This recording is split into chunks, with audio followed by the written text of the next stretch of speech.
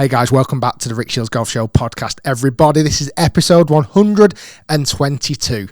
In this week's episode, me and Guy went up to Cruden Bay in Aberdeen to record with a true legend of the game, Sir Nick Faldo.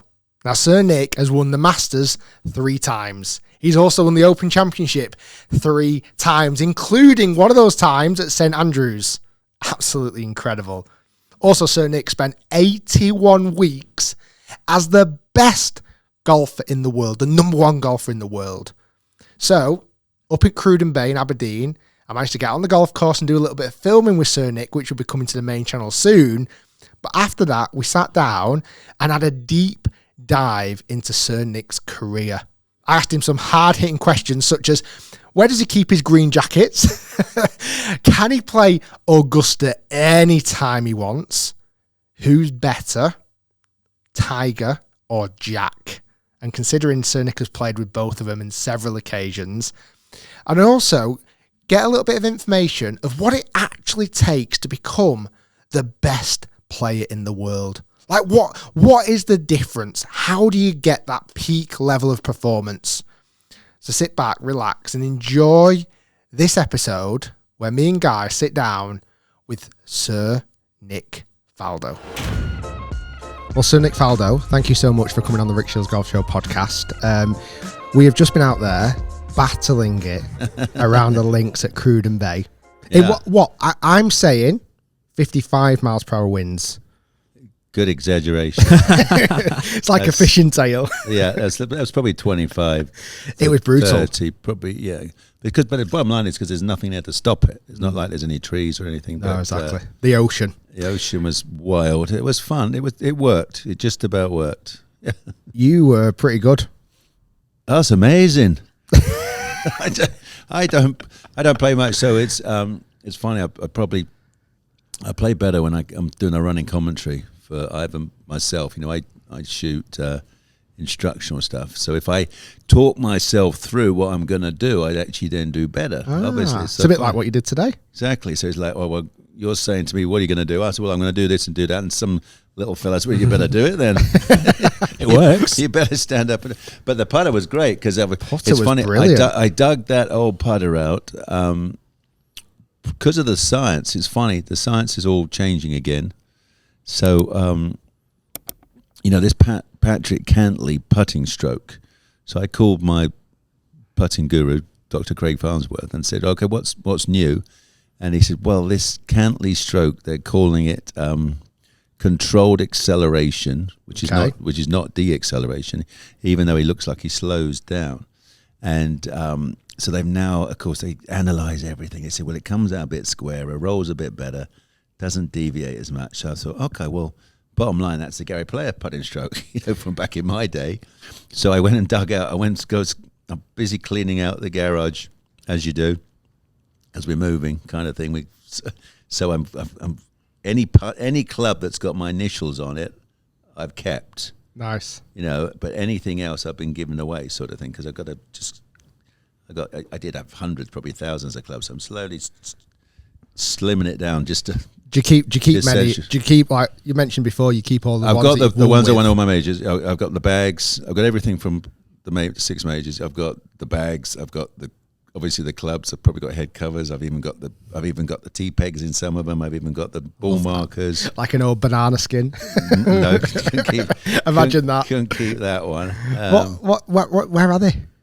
Where are all these clubs? They're all in America, really. Well, in America, and I have an office in Windsor.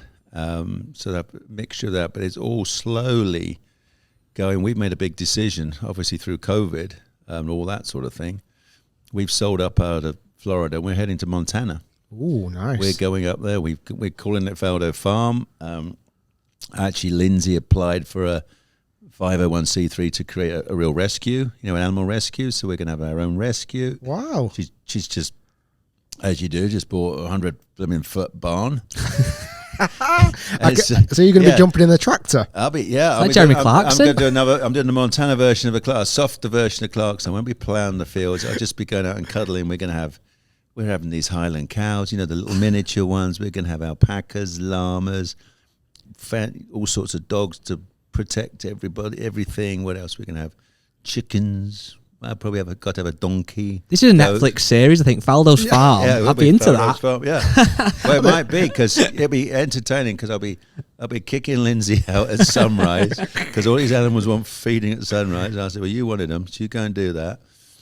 And I'm going to get my own driving range. Yeah, I've got my own corner. I'm going to build my own driving range there. Why not? Nice. Yeah. Why not? A few holes or just a driving range? No, just driving range. We've got a nice little course down the road. We joined the club called Black Bull. So, I can hit some balls. I hit some balls in the field. That's all I need. I'll probably have a putting, an artificial putting green somewhere or something. And that's going to be the new world. I must admit, starting this podcast, that's not where I thought we were going to go. Yeah, I like it. I didn't think we were going to end up on a farm in Montana. There you go. If you go and play now, and obviously we saw a glimpse of your brilliance today, and the video's coming out soon, so we're not going to spoil the result too much. What would you say? Are you still a professional golfer? Do you still go under the category of professional? No, I'm not. I wouldn't play with a scorecard in my hand now. You don't? I can't. No. No intentions on getting a handicap? No. It's. I like playing 9 holes. Really do. We like to go down, hit some balls, play 9. Some days it drives me nuts. This game, like still does. Some days I shot 3 under. I think, this is all right. Still blooming well play. Next day I'm 5 over after 7, and I'm like, well, what the heck, So it's like it kills me. So, but when you beat balls, you mentioned about having a driving range. I'm really good on the range. Are you still kind of, I don't know, not obviously passionate, but almost quite intrigued about your techniques? Obviously, very technical player. Do you still check certain things? Do you still try and change things? You just mentioned a minute ago, Cantley putting stroke. You're always interested in these new developments. I still believe every time you go out, found something new, got the secret. It's hilarious, isn't it? It's crazy. It is. And some days I hit it on the range and I think, gosh, it's great. I fade and draw and the ball does what I want it to do. And I think, oh, God, get that on the golf course. 77. Right. So I'm delighted with that. But it's weird though how at every level of golf that seems to happen. I think that's why we get obsessed with the sport. That one day you feel like you've cracked it, and the next day it's just not there. The greatest thing, not to say the greatest is the right word. It's all wherever you're a beginner, you're frustrated, and wherever you're the best in the world, the real best, you're still frustrated, aren't you? So it's every level of frustration from absolute beginner to the best. It's like, you can do better. That's what keeps us going. It absolutely 100%. Is. We're going to fire through some quick fire questions. We say quick fire. So when we have a guest on, and we're honoured to have you on today, Sir Nick, we do with these kind of 9 quick fire questions. They're kind of either or, but if you want to elaborate and expand, please do. So first one, I feel like I know the answer to this already, but I'm not sure. 9 holes or the driving range? Oh, well, that's tricky, I guess. You've got 2 hours spare. What are you doing? I'd go driving range. There you go. First app you open in the morning on your phone? Good one. First app will probably be, I probably check Twitter first, and then the news, then the BBC News. Yeah. I think a lot of us at the minute on the news, aren't we? You wake up in the morning and you've just got, you can't get any better at golf. You're holding every putt, you're hitting every drive perfectly straight, and you're going to win another major. Which one are you picking? It's going to be the Open or the Masters. You can win one more major. Oh, it has to be one of those 2? Yes, out of those 2. Oh. And then it go the other. Well, if it could be any of the 4, then what would you pick? Yeah, I would like to win another one of the other ones. I got really close to US Opens, so I'd love to win. You get your second run at US Open. I lost in the playoff here way back. What was that, 88? And then I hit the hole to tie in 1990. So I've been around, so I'd like to win a US Open. But if you could choose between the Masters and the Open, well, I'll be Open because I'm a Brit. There you go. Yeah. Speaking of the Open this year, big one, 150, St Andrews. Obviously, you've won there yourself. Who do you think's going to win it? One name. At St Andrews. Well, you're getting a long-winded answer. But it's all going to depend on obviously how it's set up and who. Somebody could luck out. We're very concerned. Somebody could luck out with the right winds, going basically downwind, going out and downwind coming back because it can switch. And we know St Andrews could be absolutely cut down to the yardage could be crazy short. There's at least 9 holes you can drive close to the green now. You know, in under regulation. So, including the 2 par 5s, so it could be off the charts. So it's going to be somebody who pounds the driver really well, but then's got. You're going to need a lot of imagination. I can't. July is a long way off. I can't think of the name. And then the other route you mentioned there about obviously the conditions can favour the draw. We were there yesterday, and it was the other wind where it was. Yeah. It felt like it was into wind. It's left to right into at 17. Yeah. That's the belter. Tough wind. I was looking at people going, as much I'd love to play right now. Yeah. That's a bloody horrible wind. You can get St Andrews when you think it's a piece of cake. And then you can get it when you go, well, how do you avoid every hump in front of you is obviously affects you can't. I've got to hit it low, and I've got a hump in front of me, or I've got, it's a brute when it's rough. Absolutely. Obviously, winning the Open, regardless, is amazing achievement. But does it feel different at St Andrews? Does it have that different feel to it? St Andrews is a very special town. The history, the atmosphere is amazing, and the fact that the whole history of golf was there, and how it was handed down from 500 plus years ago to Tom Morris Senior, all those story of all those old boys playing, and then all the way through to now. The fact the whole town is wrapped around golf. Basically, it's gorgeous. We've been lucky enough this last year to go a handful of times. Like we've been loads of times, and it's just like you said, that feeling when you get there. And it's magical. People walking down with golf bags on the back down the street. It's just there's nowhere else that I've been to on earth that is like There's it. no real town. There's no town, I bet, in the whole world. Obviously, we're just about golf is on everybody's mind. Yeah. If you go there and go, I don't like golf. Good luck. But there's so much. There's not an advert for St Andrews as such, but there are still loads of things to do. Like you came with your family recently in the town and everything else. Would you put that as one of your greatest achievements? Is that the number one greatest achievement? Winning the Open at St Andrews. Yeah, that was 1990 was very special for me. I won the Masters. I defended, and at the US Open I hit the hole to tie, and then I go to St Andrews, and I went there on a mission. I absolutely was on a mission. At that time, did you just feel like you were going to win? You just knew. I just kind of knew. You push yourself to you're going to make yourself know that you're going to do it, and all I had to do was relax. Just that's what I had to say to him. I actually said to myself going down the first hole. So I tell you the funny bit. You wind yourself up. So the first, they always put the flag right behind the burn. Okay. Yeah. So the wind was slightly into the wind then, and so David Ledbetter comes back and said, they're all misjudging this because the fairway was rock. So you're getting a lot of spin. You're hitting a little 9-iron in, and it gets a lot of spin and would land, and it's all coming back into the wind. Into the wind, to max. So it comes back spin. They're all spinning it back into the burn. So I remember that. So I go down the first. So sure enough, I've got about a 9-iron shot. I think smart. I'll go with 8. Then a little bit more breeze comes up. I thought, no, I'll go with 7. So I'm now chipping the 7 from nothing, like 110 yards. And you've got to get over a little burn. Oh, that's right.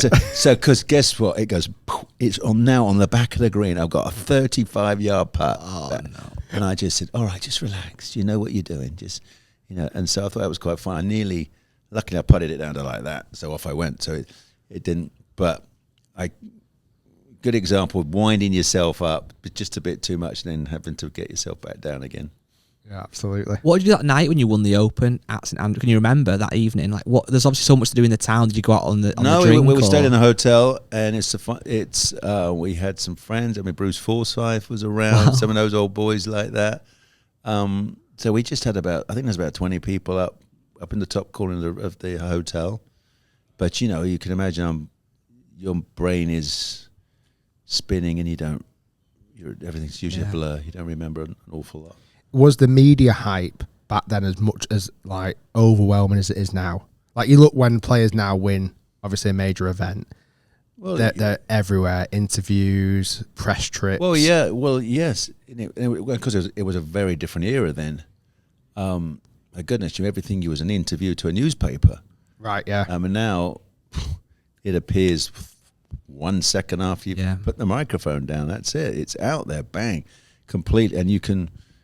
And you probably control, well, as many do, they control their own media more, which we couldn't do in our time. If something was written about you, you may never see it. No. And so obviously people can be judging you, good or bad, from a million miles away on what they've read, and you don't even know it's out there. Yeah. But now it kind of, I think they know. I don't know what I would trade now, because I think you can control your own media more factual. Yeah. Where, as an example I was giving you, a story can be written about you saying something totally untrue, and you don't even know it's out there. And then you go to that country. It's so funny. You go to that country 3 years later, and they start relaying what they've read. And Oh God. Oh, that's right. You then do an interview, like you've arrived in the country, and they say, well, what's it like coming to play here? And you said this about this. And I went, you what? I said, no, I didn't. I never said that. Oh, well, it's written here. And I said, no. Next question. They go, I actually walked out of one. That must be so frustrating. It was. I did it. As true as I see it. I was in Paris, and the guy opens with, well, you said this about this. And I went, no, I didn't, mate. Next question. Well, you said this. This is your quote about this and that. And I said, no, I've never said that. And he did 4 in a row, and I just stood up. I said, if this is going to be the interview, forget it. So that's what it was like at that time. You had no idea what was being said about you, either in your own country or the other side of the world. Do you think if you play in this modern day now, because there's obviously a mix with some of the guys on tour, some are very heavy on social media and do a lot, which is we like, because you see the behind the scenes and get to know them more. Yeah. Some guys have a very kind of corporate profile and they want to just stick to the golf. Where do you think you would sit if you were playing today? Would you be more on the social side, or would you not be interested? Yeah, I think, it's a lot to do with your mindset, how you can switch on and switch off. Because, again, back in my time, I felt the priority was to really concentrate on what you're doing. You're an athlete, and you've given a window, and you really just focus on it, and you don't venture off. And I would tend to advise that, because there's an awful lot of time after you're not an athlete to do other things. I mean, we're lucky as golfers. Look, let's just say you can get to somewhere in your 40s when you're still really darn good golfer. Other athletes have done it 32 or whatever, it might be. So we got a pretty good run, but even then you got to remember, hey, if I'm done at 45 and I hope to live to 100, I've got an awful lot of time to do other things. So I would say really concentrate on your. But if you can do your social media now and it doesn't affect you emotionally, and I would say some can't, because I watched, like, we never had a phone. When I used to go and practice, it was like, see you back at 6 o'clock, and off I'm gone all day. Wonderful. Belton golf balls, no interruptions, 0 interruptions, just total golf. Come back. How was your day? Great. Yeah. That's it. Now, I can't. Like, if I go down to the range, like I said, you hit 20 balls, got to look at your phone. Yeah. Why have we got to look at our Are you phone? bad on your phone? We're terrible. You've got to, for some reason, we just keep this blimming thing. Habit. Yeah, you got to glued to our hand. You go and you just double check. Oh, who's called me? Oh, or this text. Oh, do I need to reply to that? Or da-da. And so we're ruled by those things. I mean, and so you don't. And I always said the day you break your concentration, you're not as an athlete. From my time, I thought you were stronger athlete if you were completely focused in what you were doing. So if you're a junior golfer now, wanting to become one of the greatest golfers ever, throw your iPhone out the window. Well, it was weird when you get rid of it. Well, it's weird because it's flipped. Because like you said earlier on, now the golfers almost have the luxury to kind of put their own story out there if something's said incorrectly about them. But on the downside, like someone like Bryson has had so much negative press. Well, it must be hard seeing that on Twitter all the time. Well, and it's stuff. It's 24/7 as well. Yeah. That's a terrible thing. Now, if you wake up like we are, jet lag after flying, halfway around the world, you wake up 4 o'clock. Oh, we watch TikTok for half an hour. Do you watch it? We love TikTok. Totally. I didn't. We need a Faldo's Farm TikTok account now. That is hilarious. Absolutely. Well, it pulls up all your fun. So you're either getting good stuff. 1 minute I'm trying to learn about the blooming solar bloody planets. I'm listening to Brian Cox thinking, I can't work that out. And then you listen to all the great guitar. No, I can't play guitar. So stop that one sort of thing. And then next thing you're doing the trending dance. You're in the kitchen. Not so funny. The recipe. Flossing I would have loved that if when we said what's your app you're on first, you just said TikTok. It's hilarious. I can cook omelets and spaghetti bolognese, and I'm now taking it. I'm downloading recipes, and I'll have a go at that. That's crazy. And I did one the other day. I actually did some chicken dish, and I thought all off them in TikTok, and that hilarious. I thought, well, it's great because you got pictures, and it was good. Yeah, I'm a picture guy. Yeah. I'm a visual guy. So suddenly I got somebody walking me through how to cook something, and it took 1 minute. I thought, I'll give that a go, and so I did. That's hilarious. Believe it or not, a lot of those questions were out of the quick fire, but that was great. A couple more then on this. Rick asked you a question before about your favourite golf club in the bag now. Let's take that step further. What's your favourite golf club you've ever owned? Favourite what? Golf club, just one golf club, favourite ever. Well, I loved Belton 3-irons, that end of the bag. Yeah. But was there a particular 3-iron that you absolutely loved? Well, there was the good old Mizuno days. Those irons were great. I mean, and there was a real skill to hit long irons. You were rewarded. I came from that era where ball striking, you're hitting with a blade and a Bellata ball. If you could rifle a 3-iron and a 2-iron and a 1-iron onto a green, there was only a dozen of us could do that. Yeah. So you knew you had. If you played great on a day, you knew you'd already beaten 90% of the field. Of course. Not completely different with the technology now. There's so much more equal. So obviously my greatest shot I ever hit in my life was the 3-iron I hit at Muirfield at the last hole, 92, because that was basically 4 to win the Open. Wow. So my heart was going inside, and but I still nailed it. So that's pretty incredible. Yeah. So have you mentioned before you've still got all these clubs? Still got that one. So you still got that. It's so funny. When I was clearing out the office and going through it, and I think I found the driver that I won, the TaylorMade with the old bubble shaft. I won Doral. I looked at this. I could recognise the scratches on it. I thought, well, yeah, that's me. I've hit that. I'm thinking, well, if I've hit that, I'll keep it. So I'm just gonna have them all in Montana, so people can actually go and hit them, and it'd be quite nice to say, "Oh yeah, that was the wedge that I won the so with or something." Shut up! Is that what you're gonna do? Yeah, why not? I mean, I think it'd be fun. Oh, I think I'd have them in a museum, like a Faldo museum. I think it'd be fun if people can pick it up and say, "Yeah, go and give it a go." I mean, they're not gonna harm it. Scar you by. You mentioned a minute ago your marks. What are your marks on clubs? Well, you can tell by the sole plate where you've been whacking it, because that was your direction that you've swung it, and then obviously the sweet spots on some of my irons was very impressive. got a rusty little sweet spot about the size of your pinky nail. So that was. I look at that and think, well, that was all right. I could button it in the day, which was good. And when you pick up these old clubs now and you put them down, do they instantly transport you back to the time when they're brutal. You look at we joke, the 1-iron looks like a fish knife. Yeah. I mean, it's hilarious. I mean, there's no meat, and every modern thing now is this big and this wide, isn't it? Yeah. Just put it behind it, put it off.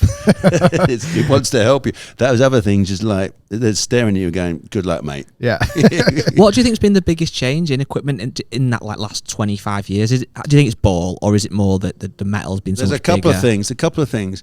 One, that you can go and get tested and get a professional set of clubs. Mm-hmm. I mean, absolutely. Yeah. Well, 25 years ago, that wasn't even a thing. Well, when I started, started, it was a sack of spanners. It really was. They were terrible. When you find a head that you liked and you tried a shaft and didn't have the choice of shafts or anything like that, and you had a driver. Again, the Persimmon days, they shafted it for you, put a new shaft in, and then you go, that's not quite right. They go, well, not sure if I want to do it again. I might crack the head. And you go, well, I'll work with it. I know this driver, when I'm a bit nervous, does this, goes to the right. Well, you played with it, and you kind of adapted to the clubs. Now the clubs are built for you, of course. And a 15-year-old kid has got absolutely the best equipment, so that's huge. Then the whole debate. So for me, what's happened is the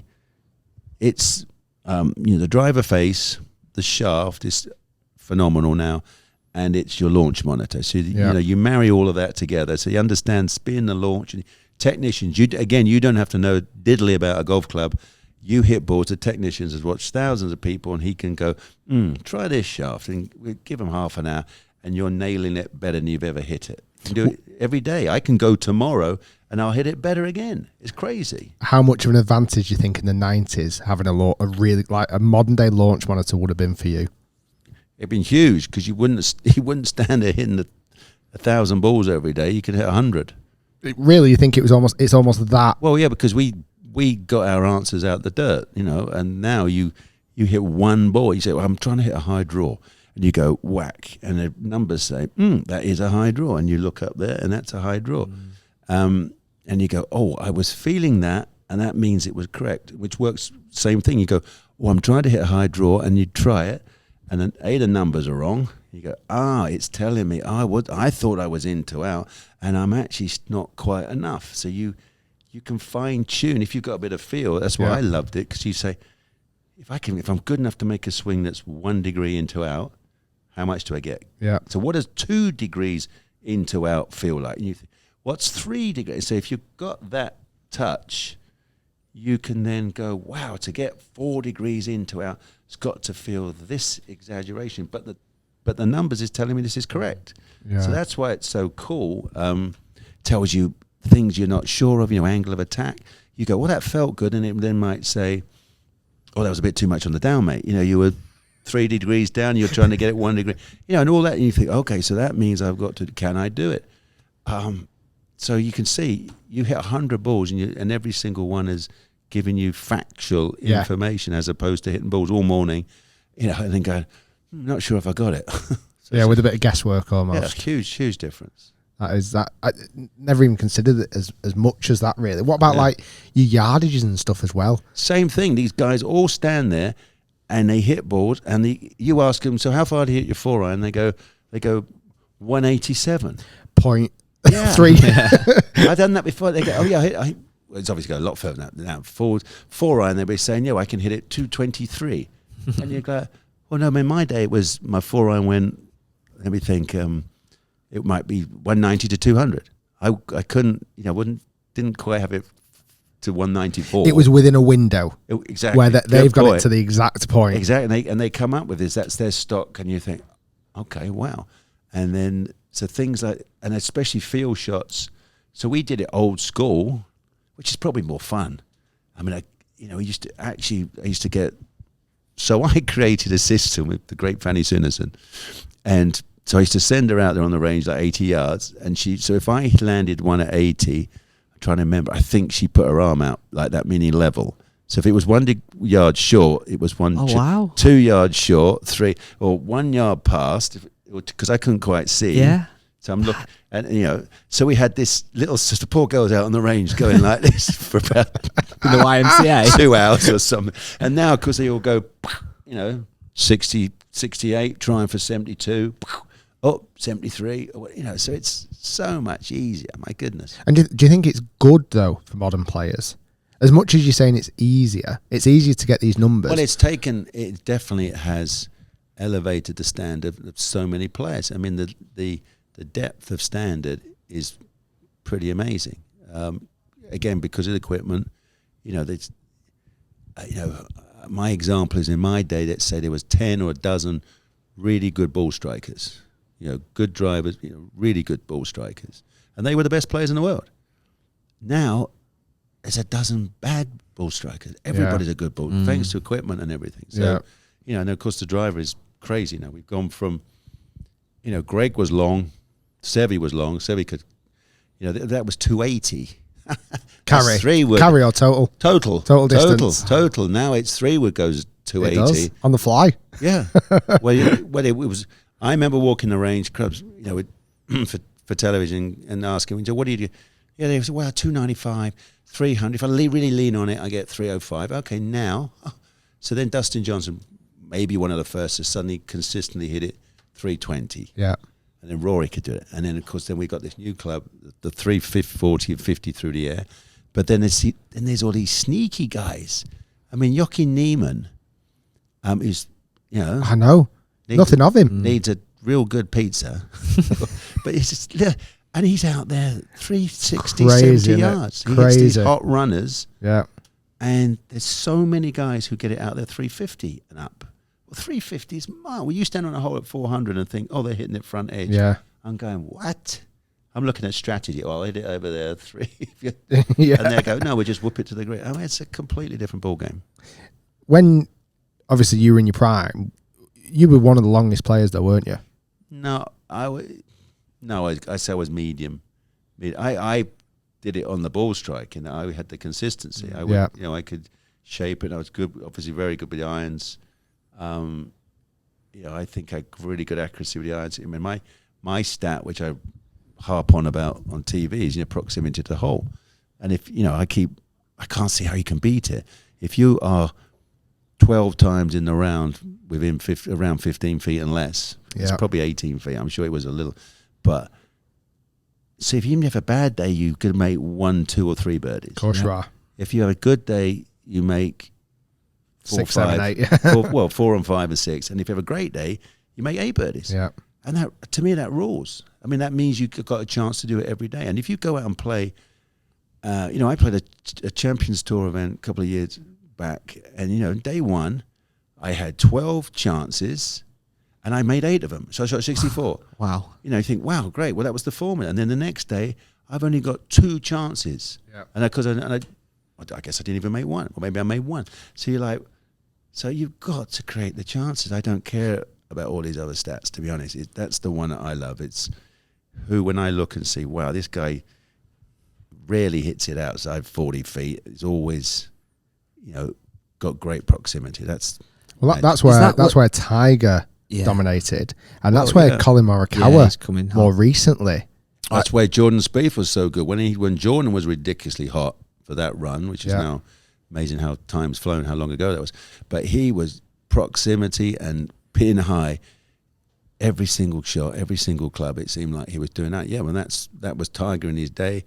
Tiger just had so many good birdie putts. I mean, if you're doing that, it sends a message to your opponent. Of course, it does. Oh, how the hell are you going to beat him? Yeah. Because the guy's, and the other very cool stat on tour is, probably get the wrong number. The average through the season is only 4.5 birdies around.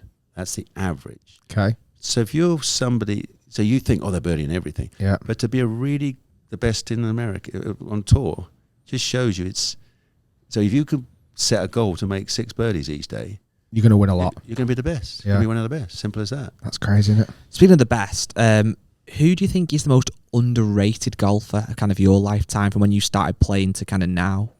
Oh gosh, underrated. Yeah, but the problem with saying that is there's 3 elements to golf. There's the physical, technical, and mental. Mm-hmm. So usually you've got the first 2, and then you're underrated because you haven't got the strength to get yourself over the line. The mental strength. The mental strength. So anybody who's underrated hasn't won enough then, because if you've won it, then you are rated. Yeah. So I'm trying to say, it's like you've got to have all 3 of those all the time. So who can you think of a golfer that's had the first 2 in abundance? It's happening all the time. It's happening, even the best. So not being negative, you look at, like, good examples can be, we're talking of names right now. The names right. The guys who are struggling right now are struggling for a certain reason. Jordan Spieth is struggling because of technical reasons. And then you might say, Ricky Fowler's probably struggling because of the mental strength, because he's just lost his trust. Okay, so he's a mental. So and then physical would be Bryson. Yeah. There you go, injured. Yeah. Thrashed it and he's injured himself. So see what I'm saying? Of course. You've got to get all three of those running at like 8.5 out of 10. Yeah. And then you're going to be at the top of the... For 20 years straight and you'll kill it. That's it. You've got to look after all 3 of those. It's a very interesting way of looking at your whole setup to be a pro golfer. Out of all those 3 that you just mentioned, mental being the toughest skill to acquire. Yeah. Oh, absolutely. Yeah, because you can obviously really work technically. Well, all of them. Physically is probably the easiest because you can build yourself up. We understand the science of how to train to be a golfer to perfection now. Obviously, the technique. And developing a mental strength, a mental trust is the next thing. I mean, finding trust in and how you do things and how you operate under pressure, how you handle situations. That's the next trick. What gave you the drive to be the best? Like what was it? I don't. What's the secret sauce? Tell us. I know. We need it. Like no mobile phone on the driving range, okay. Yeah, but what was in your kind of upbringing that gave you that determination? Well, I'm a lad born in a council flat. Okay. Sorry, council house, 2 up, 2 down in End of Terrace. I I had nothing, didn't know about golf until I was just before 40. You know, Just before what age? 14, 13 and a half. Wow. So I didn't get a telly till I was 8. You know, colour TV, we got probably a huge influence was the colour TV at 13, and then I watched the Masters. So I watched the Masters, and then I went, I want to try that, Mum. So she would take me to the golf club. So took me to the golf club. I booked my half a dozen lessons, and that was it. And I'm my only child, and so golf, going on a range. So I love my sport. So I was a really good swimmer. But then the training is like, my goodness. Every morning. Well, and then cycling. I was a good cyclist, but then again, the cycling, the training is you got to keep going till you throw up. You know, great. And then what else did I try? So I was good at everything else apart from gymnastics. I loved my cricket, my football. I was in goal, blah, blah, blah. All that sort of no good at that because it went through my arms. So then golf comes along and it's like, wow, this grabbed my attention, and the practice is so much fun. Like I could hit golf balls as I did. It's not making you sick. All day, yeah. I could hit balls all day long, and as we know, every single golf shot is different. And I think that's what really registered with me. And I'm talking about it even now. I was with my great friend just last couple of days, sports psychology, and they're saying that the great thing about golf is, you know, you hit a golf shot to 3 feet, and you think, I can do better, or I can do it again, or better. And it keeps you focused, and everything can be a little bit better. Even if you knocked it in the hole, you go, do it again then. Yeah. You can't master golf, can you? No, but it keeps you. I've never been bored. How cool is that? I've hit a billion golf balls, and I've never said when I got one day, can't be bothered. Never. Even now, I go, let's go and hit some balls. And I don't say, can't be bothered hit balls. Of course. Even now, I say, yeah, why not? Tip them out. I think, that looks good. Lovely white shiny golf balls. Still. Isn't that great? And did you realise early on you had a talent then? You know, I developed this. I didn't know, so the way I look at it is you climb the rung of the ladder. So I'm thinking, well, this is great. It's a lovely sport. So I'm practicing and I'm getting completely engrossed. So the very next cool thing is, you know, I take it up at 14, at 15. That's it. I've made a decision. I want to be a pro golfer. So I leave school at 16. Head to the practice ground and beat golf balls. And then I start playing junior tournaments, and I win them, of course, and I get better and better and better. And then you end up making a decision to turn pro because I want to be a pro golfer. So the first goal is I want to be a pro golfer. And so the first goal when I went out on tour was back in when it was the British tour, whatever, I think. It was top 60. Our first goal was finish in the top 60 to be exempt. I did that Monday qualifying stuff, you know, all that. So once you've done enough of those, I finished 58th first year, 58. So you exempt. So I basically exempt, off we go. And that was a day when it was the British tour. There was like 16, 18 tournaments in Britain, and there was only the national opens around Europe. That's all we did. That's how far we ventured. Yeah. And then, as you know, that all swapped over the years. Europe became more events in Europe than Britain. So the next year was 1977 was the Ryder Cup year. And I said to myself, well, I want to make the Ryder Cup team, you know. And I did. I finished 8th in our order of merit, and I made the team. So I made the team at 20. Then I was the youngest. Oh, my God. And I had a mega one, and I beat Usti and I. So we beat Ray Floyd and Lou Graham day one, and next time I'm playing Jack. Jack and Ray Floyd. Yeah, so Jack is the man who's inspired me to, you know, watching on TV. And so here I am 6 years later playing Jack. That's ridiculous. How about that? 6 years later. From when you first watched the Masters in 77. From picking up a club. What? Yes. That's ridiculous. 6 years later, I'm playing Jack and I beat him. So how about that? Did you tell him after? Oh yeah, no, I love He'll him. know Played now, for 6 years, mate. I love it. With great mutual respect. You know, he's you know, his age, he's great. I can tease him about all these sort of things and say, you know, I didn't realize I beat you. I was only been playing golf for 6 years, and he's going, wow. So yeah. Oh my God. And then I beat Watson, who was the Open champion in '77. So my opening Ryder Cup, I win. We only played 3 matches that year because of America was thrashing Britain at the time. Then it all changed to Europe. So that was my start. So and here's another hilarious bit, which I didn't realize for years. I beat Jack, and I haven't even won a 72-hole tournament yet. Oh my God, yeah. I'm in the Ryder Cup team, and I haven't even won a 72-hole. I only won a 36 and a 54. And then the following year in 78, I win at Birkdale, I win our PGA, which is our biggest tour event. So I won my first event I've won on the tour was our PGA. So, so I remind Jack that one as well. I said, do you know, I beat you at the Ryder Cup. And I didn't even want to say. You know what I can't get about that, though, is that I can just about fathom, even though I find it hard, that in that space of time, you could hit the ball so well. How did you learn how to play golf that quickly, if that makes sense, in terms of like course management? I did it because I did every...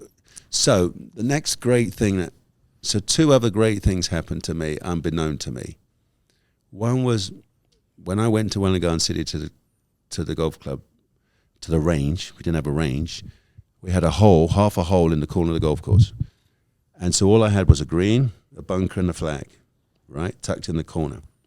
So little did I realize how powerful that was. I hit every single shot. My goal was to get it over that bunker and stop it short of the flag. That's when I first started. So every single shot I've hit by accident had, whether I knew it or not, had intention. So every shot I looked and I went, oh, I want to do this with it. I didn't know that meant intention and all, all that sort of things. So I'm doing that all the time for years and hours, thousands of golf balls. And then Dad took me to the 73 Open, the one that Tom Weiskopf won. So I'm that little kid running around behind everybody. But I sat on the range and watched Jack and Arnold and Lee Trevino and Gary Player, Weiskopf and Johnny Miller. So Jack fades it, Arnold draws it. Lee fades it, Gary draws it, Miller fades it, Weiskopf draws it. So when I would go and play, so I practiced all morning. I left school. I go down and hit balls all morning from 8 o'clock to 12 o'clock, 4 hours of just beating balls. I'd have my lunch, have a sandwich, same sandwiches for 2 years, cheese and pickle and cheese and salad cream, seriously. Oh, I like cheese and salad cream. Yeah, absolutely, cheese and salad cream. And then I'd putt a bit, and then I'd go and play. And so I'd play a minimum of 27 on my own. Every day? Minimum of 27, even 30, with daylight, 36. So I played against my imaginary friends, Jack and Arnold. Yeah. So the thing it taught me was, which we kind of do now, is a bit of our psychology. If I'm Jack Nicklaus hitting a 3 wood into the 10th green, it's going to be good, isn't it? Yeah. It's Jack for He's crying out. He's going to put it close. Yeah. So whether it goes off into the trees or not doesn't matter. But the intention when I first hit the shot was, this is going to be great because he's Jack. And then if I'm Gary, I'm going to hit a hook. Yeah. And if I'm Lee, I'm going to do this. And with Johnny, I'm messing around with his way he used to up and down the waggle that, and then Weiskopf would be standing all like a soldier, and so I mimicked them. And it's so funny. I should say to my mates, "That's my Tom Weiskopf swing." I go, "Can't see it, mate."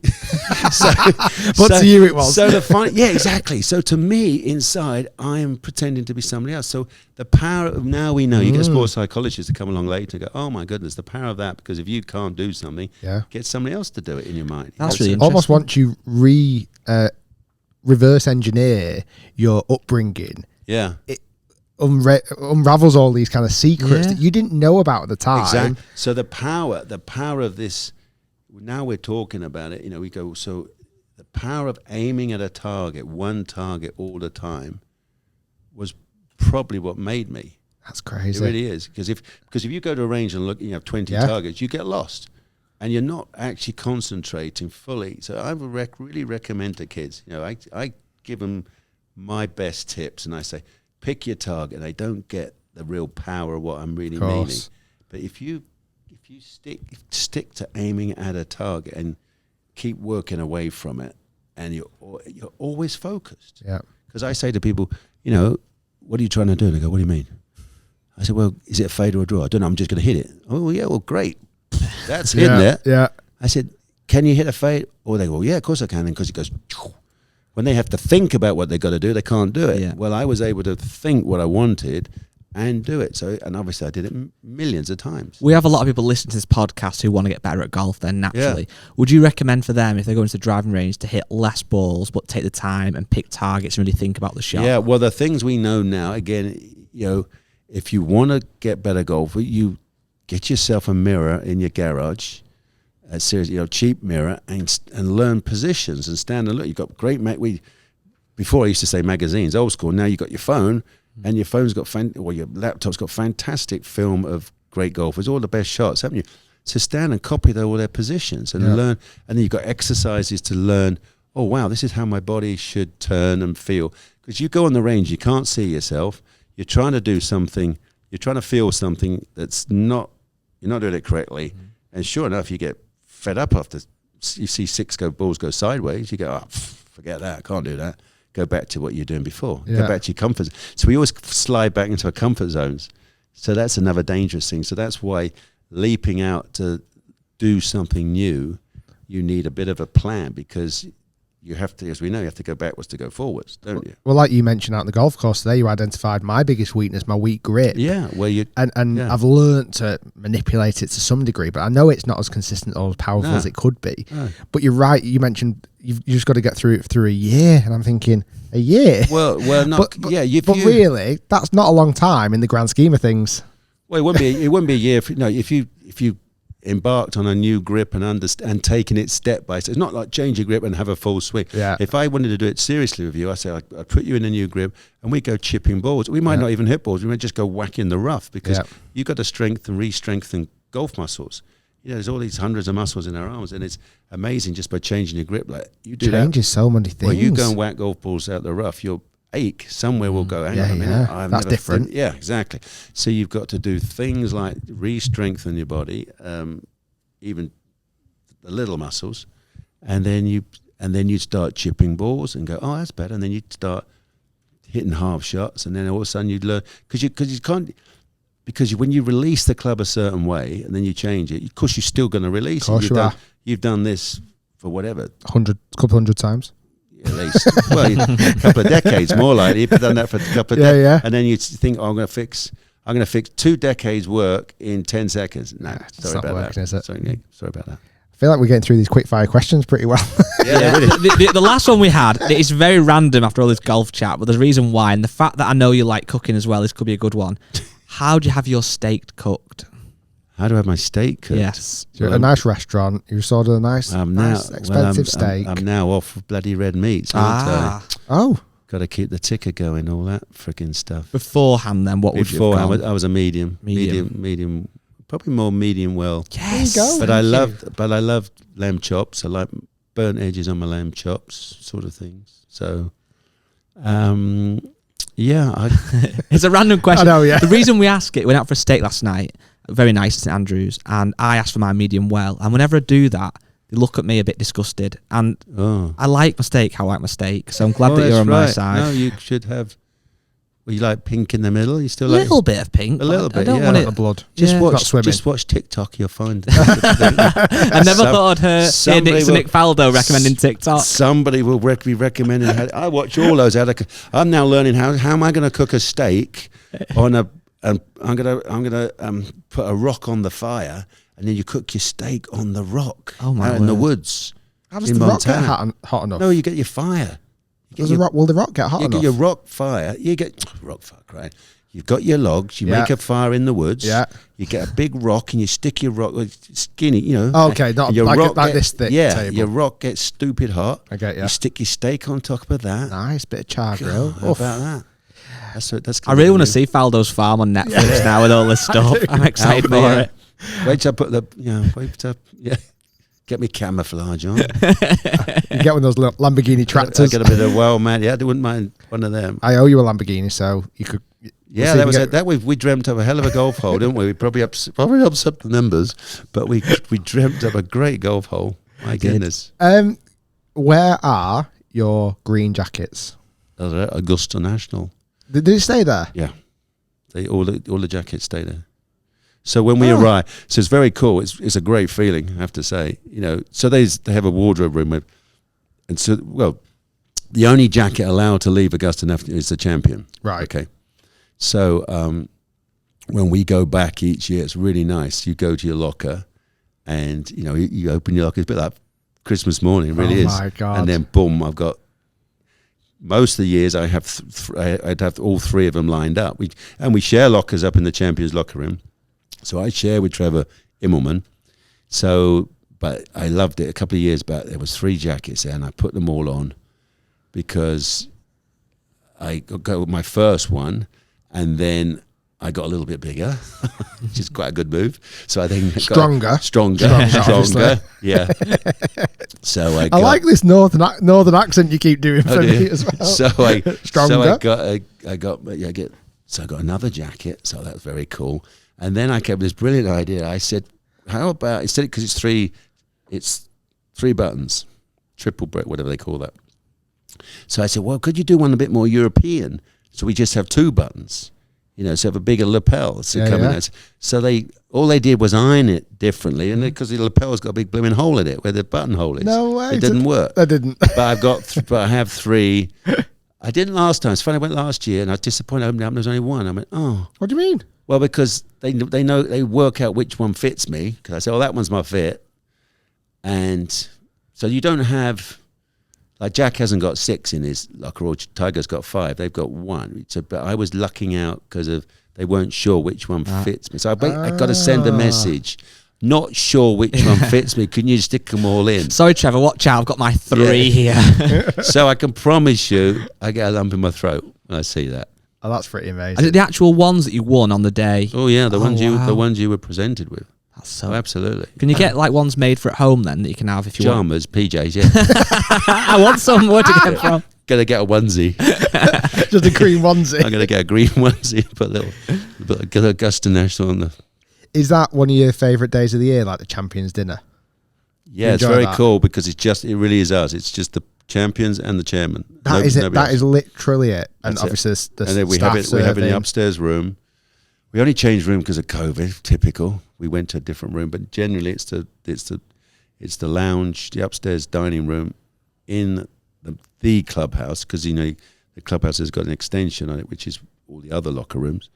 But the champion locker room is just upstairs, and it's pretty tiny. I mean, it's only 15 feet wide and 30 odd feet long. But that's our little world, and we love it. That's our little private corner, and it's obviously very special. Whose meal has been the best in recent years or ever? Hey, good. Yeah, we've had a couple of good ones. Crenshaw did a really good Texas barbecue moons ago. VJ started a good tradition where he had friends who were Thai restaurateurs in Atlanta. So they came down and he started a trend of he brought sushi and things and nibbles and all sorts of things, which we have now on our balcony before we start.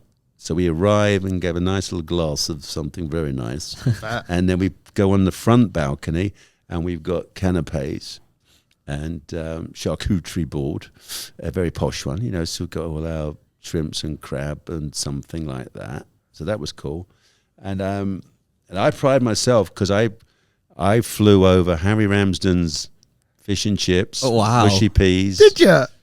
I did Sarson's vinegar. So for my last one, so in the 97 dinner, I flew massive cod fillets over, and they loved it. Everybody had that, and they loved it. And the waiter came around, looking at the mushy peas, and he goes, "Do you want this? You want these things? What do these things look like?" Because they're fluorescent green, aren't they? Yeah, they are. And he didn't have a clue. I said, "Oh no, that's your mushy what? Mushy peas." All right, he said, so. I can imagine that. It went down really well. Gravy, curry sauce. Not quite, yeah. Ketchup. So it was a good one. I pride myself that I deem I'm in the top 3 of best dinners. Where does everyone sit? You're right, good question. So we have our corners as well. So I, down in the South African corner, I usually go down. So the top table is at top end, and then down. I'm looking up right-hand side because Jack's always in the middle down there, and Watson, and top left, Langer usually sits, and then down the bottom corner, VJ usually goes. Fuzzy's in the middle on the opposite side, and so coming around the bottom end, it usually goes VJ's there, then Gary, Trevor, me, Schwartzel, Adam Scott. It's almost like Southern Hemisphere. It's like, apart from me, it's just we go down that bottom right hand corner. So we get all Gary's Ben Hogan stories every my year. God. I would love to see this filmed, fly on the wall. Imagine for a minute being like one of the waiting on staff. I'd be absolutely terrified. My hand, like, I've there got like fish and chips and mushy peas that like everyone's got their green jackets on. Imagine if you like slipped a bit and spilled some. Yeah, so it's kind of it's pretty relaxed, but it's you have to pinch yourself sometimes to think how special that is. How you get a bit blasé, but it's pretty historic. Just does up there. When was the last time you played Augusta?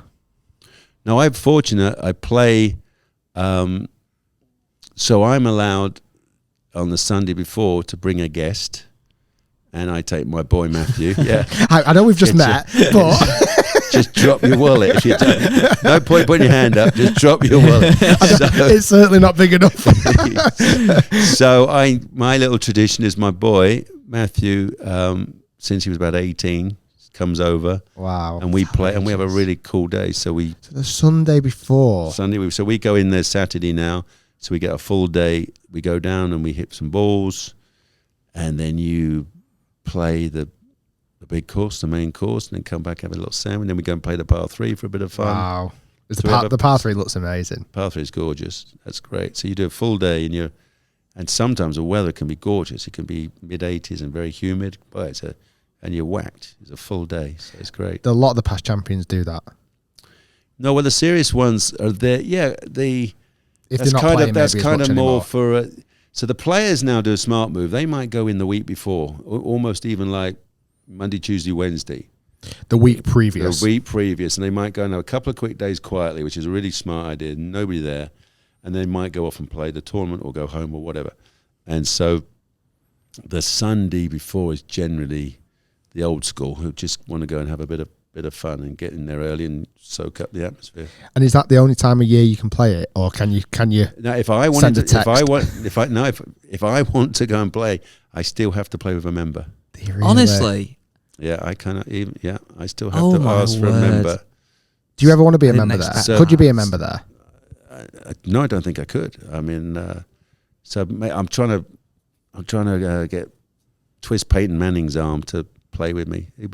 He's a good member to play with. Oh my God. I can't believe that you've won it 3 times and you have to play with a member. Yeah. Are any of the past captains? Jack and Arnie, I think, are the only 2 that are members. I'm not even sure about Jack. I know Arnold wasn't made a member. I believe. I'm not even 100% sure of that. That's incredible. Obviously, in '97 when Tiger won, you handed him the green jacket, and he came off the bat. Yeah. Was it 3 US amateurs, and then he come burst in the scene? Yeah. Did you have any idea at that moment? Obviously, he'd won the Masters. I think was it 21. He was an incredible talent. Did you foresee how good he was going to be? Were people talking about it then? That this guy's going to be super special, or did it still surprise you? Well, I think you did know because he won 3 juniors, US junior, didn't he? Won 3 US amateurs. Yeah, in a row. So he's winning everything. And then he comes out and obviously I played with him. We both go out in 40 on Thursday morning, and then he comes back in 30, and then I say jokingly we then didn't see him for dust for the next 12 years. Yeah, so he was a different golfer than he could do. A bit like I was saying before, that nobody could elevate the whole of their game to being, let's say a 9 out of 10. In all of those 3 categories. Well, no, even all the golf, like how good your wedge play, how good your mid irons, how good your short irons, how good your long irons, how good your 3-woods, how good your driving. So every department he was considered possibly the best. Maybe the odd one might be driving, might not have been deemed the best driver. And when he hits it straight, unbelievable. But he might knock a few sideways, of course. But every other thing you go, well, who's better than him? So he was head and shoulders for years, for a decade, better than anybody else. I know you might not want to speculate, but do you think, obviously 2019 was ridiculous, him come back and win the Masters. Yeah. Obviously he's had a huge car crash since that.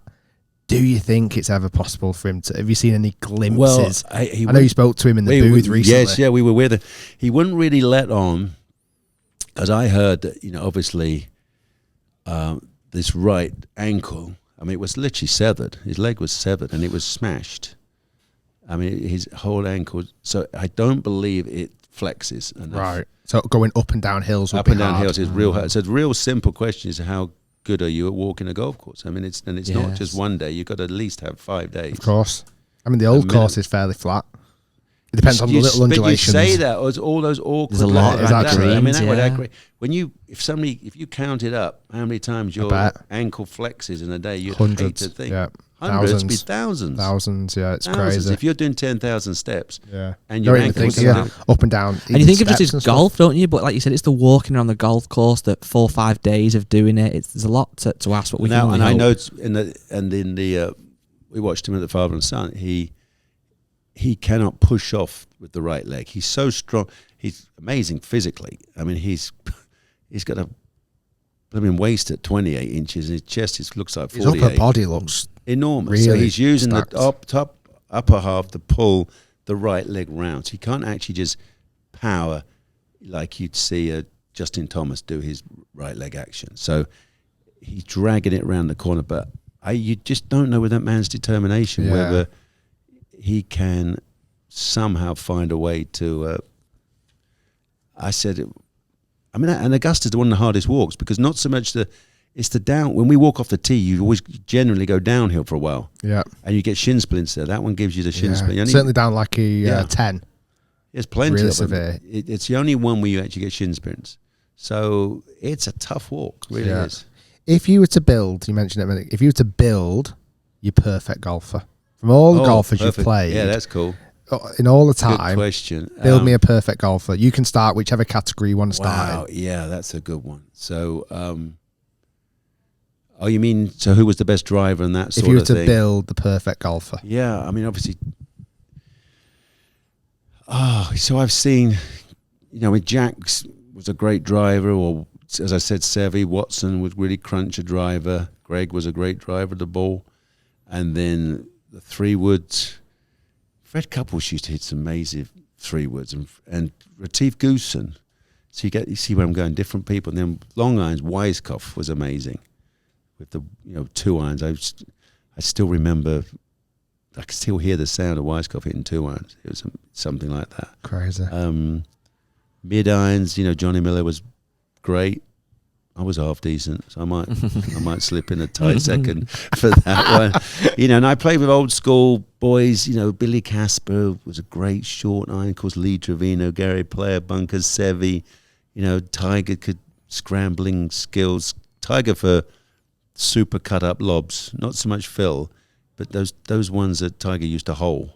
Oh, yeah, when Like, it was all danger, water behind. Yeah, and then go whoomp and it's in. Yeah, crazy. It's like, wow. And so, hey, you see where I'm going? It's a lot of names. It's fun to put. Even that, just you don't even have to give us one name. One of the category you just gave us was really. Oh, the last one was about putting.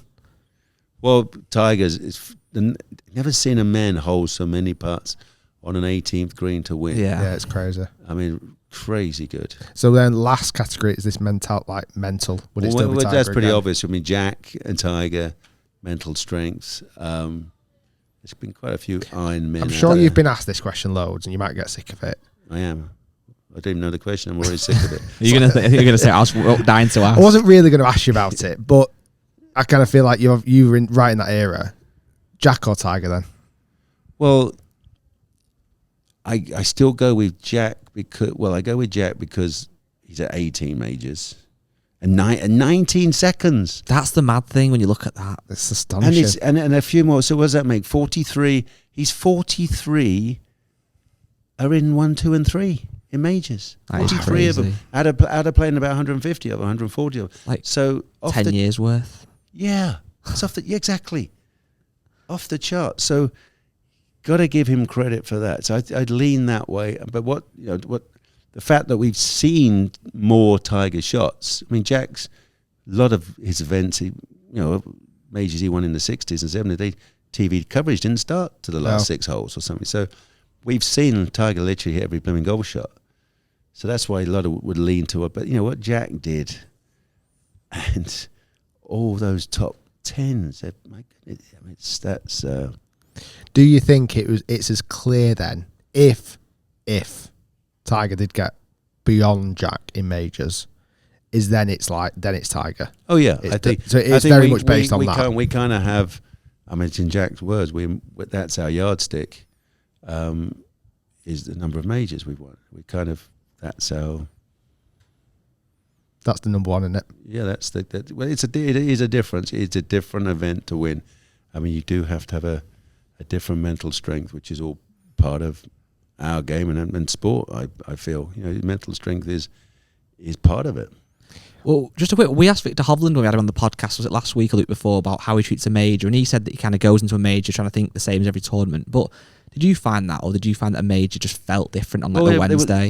They will feel different. So, I found majors would obviously ramp me up anyway, so I was trying to knock it back down a couple of notches. I'd had no problems getting motivated for big events, so it was almost like, how can I make this more normal?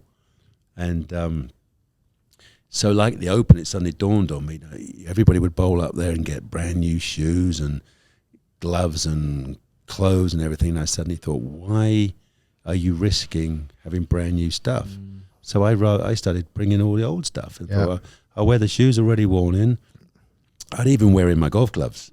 I'd even warm up a golf glove and make sure it fitted perfectly. Of course, before putting into tournament use. Yeah, I'm a bit like I'm not a fan of a brand new glove. I don't like cleaning my clubs. No, I like cleaning I feel like even cleaning my clubs is a bit like, there's expectation level. Like sometimes, like pitching up somewhere nice, I'm like, I'm not even going to clean my clubs today. Bit hungover's your tactic, isn't it?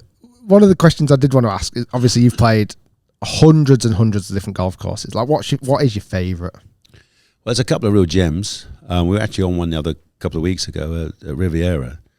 It's nice to get one that's just got a really good blend. Doesn't have to be huge, big, or tons of space. There's also a nice rhythm of the clubhouse and the practice and where the first tee is. So that's a good one. I went to Muirfield last summer, Muirfield here in Scotland, without any open grandstands, and I was stunned. First time I've ever seen it without the open out there, and I was just stunned. I thought it's just so gorgeous. It was just like that's just a flat field. And then you start to walk and then appreciate all the contours and everything. And that was gorgeous. So we don't play. It's a bit like busman's holiday. When you've been at a tournament all week, you generally go home. You don't run off. As way more businessmen have played all the blooming best golf courses in the world, and we don't. We probably play tournament courses, and so you play a lot of rounds, but you're on the same ones each year. And I never really ventured off to do that much. Just a little bit of but generally after a tournament you want to go home and have a couple of days rest and off you go again. Chill out. Amazing. I think you've been phenomenal today. So much. That was fun. Honestly, you've been absolutely superb. Thank you so much for your time. Pleasure. Like I said, the video is going to be coming out soon if it's not out already. I'd love to, if next time I'm over in the States or next time you're over in the UK, we're doing a little challenge where I think I mentioned to you before, I play against you, a very, very good player, but you give me a little head start. And we go over like... You mean like you start on the second hole? Yeah, you got to catch me up. Without ruining the video today, after today's video, I think you'll need the same head start that Tommy Fleetwood gave you, which was 10 I think shots. I would start 10 under, you would start level par. It depends on the right golf course, yeah. And I'm gonna work my socks off. Is it going to be really stroke play or match play? Stroke play. Oh, you're done. You got no chance. The amount of putts you hold today. You got no chance. I'm going to work on strengthening my grip, and next time you see me, I'll hit it 70 yards left. There's guaranteed to be 2 of those holes you're going to take triple bogeys, so you've blown 6 shots already. Great, I'm loving this fight. Let's get this done. Well, yeah, we'll see it happen. You got to fight through the negativity. You see. No wonder you were hard to beat. Yeah, exactly. That stare, like actually slightly scared.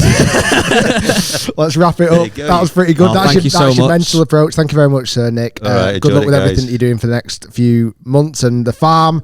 Yeah, and look forward to seeing you on Netflix. To the farm. You can come and TikToks and Netflix. You can come and birth a calf. Wow. And on that note, we are out. Thanks so much. Cheers.